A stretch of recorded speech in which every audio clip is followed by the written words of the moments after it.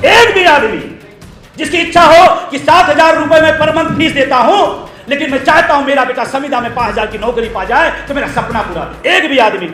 ये चुनाव आ गया है, हम पूछ रहे हैं भाई शिक्षा का बजट कम क्यों हो रहा है? आप कहते हो अयोध्या में बहुत कुछ बन रहा है, वो कह रहे हैं कि इस देश में सरकारी पद खाली पड़े हैं, आप क्यों नहीं भर रहे हैं? तो वो कहते हैं नहीं, आपने देखा नहीं, गगनचुंबी हमने एक इमारत दिल्ली के अंदर बनाई है। हम सवाल कुछ पूछ रहे हैं, जवाब कुछ दिया जा रहा है। माननीयों को इस देश में अगर कोई मुख्यमंत्री, प्रधानमंत्री, एमपी, एमएलए, मंत्री बन जाता है तो क्या चाहता है? प्राइवेट गाड़ी या सरकारी? गनर, बंगला, गाड़ी, भत्ता, वेतन सब सरकारी, और जनता को फिर प्राइवेट व्यवस्था क्यों? इस देश में जाति धर्म की जितनी ज्यादा बात होती है उसका सबसे बड़ा फायदा राजनेता लेता है और सबसे ज्यादा नुकसान जनता के हवाले होती है।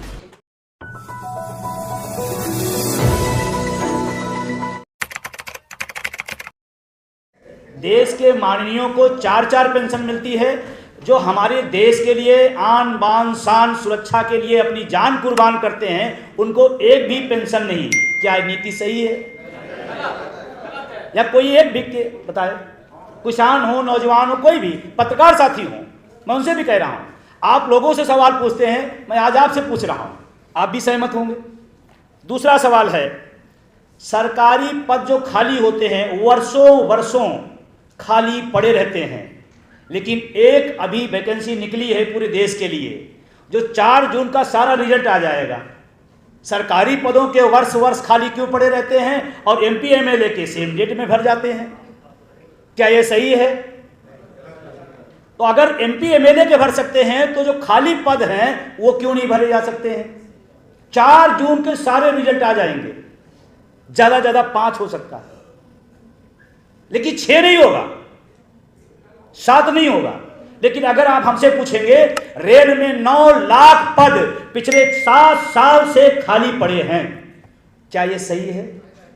अच्छा, वो 9 लाख पद भरे होते तो हमारे आपके बीच के कोई जाते, आपका बेटा, आपका भाई, आपका पड़ोसी, कोई तो जाता, कोई तो पद पड़ा, तो ये गलत है। और अगला सवाल है, कोई वस्तु, कोई फैक्ट्री, कोई मालिक बनाता है तो उसकी रेट कौन तय करता है? जिसने बनाया। अगर ये कैमरा बना है तो कैमरे की कंपनी ने तय किया होगा, उसका मालिक तय हुआ, इसकी एमआरपी क्या होगी। सही है या गलत है? इस चश्मे को किसी ने बनाया होगा फैक्ट्री ने, तो चश्मा मालिक ने तय किया उस चश्मे का दाम। कैमरे बनाया, कैमरा मालिक ने तय किया होगा कैमरे का दाम। जूता बनाया, जूता कंपनी ने तय किया होगा उसका दाम। तो किसान अनाज पैदा करता है तो उसका तय सरकार क्यों करती है, किसान क्यों नहीं करती? क्या मेरे सवाल से आप इत्तेफाक रखते हैं? गेहूं तय करेगी सरकार और कैमरा तय करेगा कंपनी का मालिक, क्यों भाई? क्या मेरा सवाल सही है या गलत है? चंद सवाल आपके बीच में आप रख रहा हूं मैं। दूसरा आपसे सामने मैं रख रहा हूं, माननीयों को इस देश में अगर कोई मुख्यमंत्री, प्रधानमंत्री, एमपी, एमएलए, मंत्री बन जाता है तो क्या चाहता है? प्राइवेट गाड़ी या सरकारी? गनर कौन चाहेगा? बोलो भाई।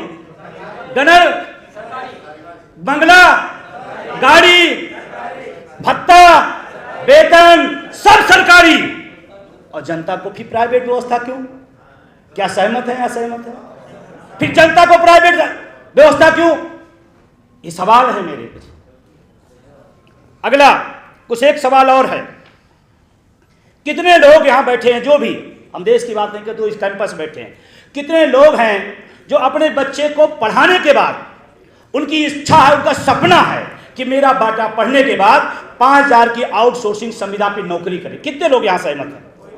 एक भी आदमी जिसकी इच्छा हो कि 7,000 रुपए में पर मंथ फीस देता हूं, लेकिन मैं चाहता हूं मेरा बेटा संविदा में 5,000 की नौकरी पा जाए, तो मेरा सपना पूरा। एक भी आदमी। क्या यह सही है या गलत है? असहमत हैं आप इससे? है या नहीं?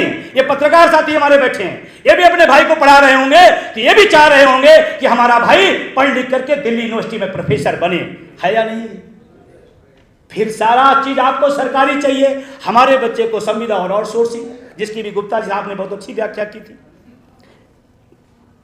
आइए, इन्हीं तमाम सवालों को लेकर के जो जनता की आवाज है, जनता की मोहर है, जनता की बात है, उसी का नाम दिया गया जनता का घोषणा पत्र। ये सवाल जनता के हैं और जनता के सवाल आज आपके बीच में हैं। ये बहुत कम सवाल हैं, यह हमारे पास सैकड़ों सवाल हैं जिनको हम आपके सामने रख सकते हैं, लेकिन मैं इसी सवालों को लेकर आगे चलता हूं कि क्यों जरूरत पड़ी इस जनता के घोषणा पत्र की। ये चुनाव आ गया है, हम पूछ रहे हैं भाई शिक्षा का बजट कम क्यों हो रहा है? आप कहते हो अयोध्या में बहुत कुछ बन रहा है। ये सवाल हमारा नहीं है, ये सवाल इस देश के, इस मुल्क के जो लोग शिक्षा से पसंद करते हैं उनका है। वो कह रहे हैं कि इस देश में सरकारी पद खाली पड़े हैं, आप क्यों नहीं भर रहे हैं? तो वो कहते हैं नहीं नहीं, आपने देखा नहीं, गगनचुंबी हमने एक इमारत दिल्ली के अंदर बनाई है। हम सवाल कुछ पूछ रहे हैं, जवाब कुछ दिया जा रहा है। इसीलिए जनता की घोषणा पत्र की जरूरत पड़ी, इसीलिए इसकी जरूरत पड़ी। और इसी बात को लेकर के आज तो इसकी शुरुआत है, अभी ये तो जाएगा। हम सब ने तमाम बार देखा होगा कांग्रेस का घोषणा पत्र, भाजपा का घोषणा पत्र, सपा का घोषणा पत्र, बसपा का पता नहीं क्या और तमाम पार्टियों घोषणा पत्र। पहली बार भारतीय राजनीति के इतिहास में ये बहुत छोटा कदम है लेकिन महत्वपूर्ण है। पहली बार इस देश में जनता का घोषणा पत्र आपके बीच में आ रहा है, ये बहुत बड़ी बात है। इसकी जरूरत आप महसूस करते हैं तो आप हमारी बात से सहमत होंगे। अगर आपको लगता है नहीं, चुनाव के दौर में मुद्दे कुछ होते हैं और घुमा कुछ दिए जाते हैं, अभी पूछा जा रहा है, अभी कहा जा रहा है, और मजे की बात इसमें एक पार्टी शामिल नहीं होती है। मैं बहुत बेबाकी से कह रहा हूं क्योंकि पार्टियां सब चाहती कि मुद्दे की बात ना हो। क्यों? क्योंकि मुद्दे की बात होगी तो आज वो फंसेंगे, कल वो फंसेंगे।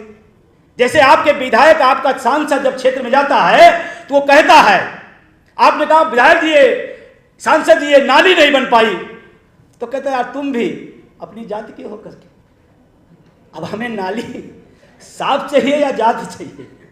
और सबसे बड़ा, मैं बड़ी जिम्मेदारी के साथ कह रहा हूं आप सबके बीच में, इस देश में जाति धर्म की जितनी ज्यादा बात होती है उसका सबसे बड़ा फायदा राजनेता लेता है और सबसे ज्यादा नुकसान जनता के हवाले होती है।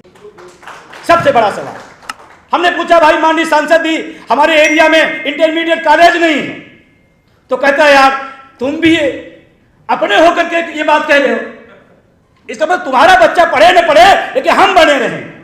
इसीलिए जनता की घोषणा पत्र की जरूरत है।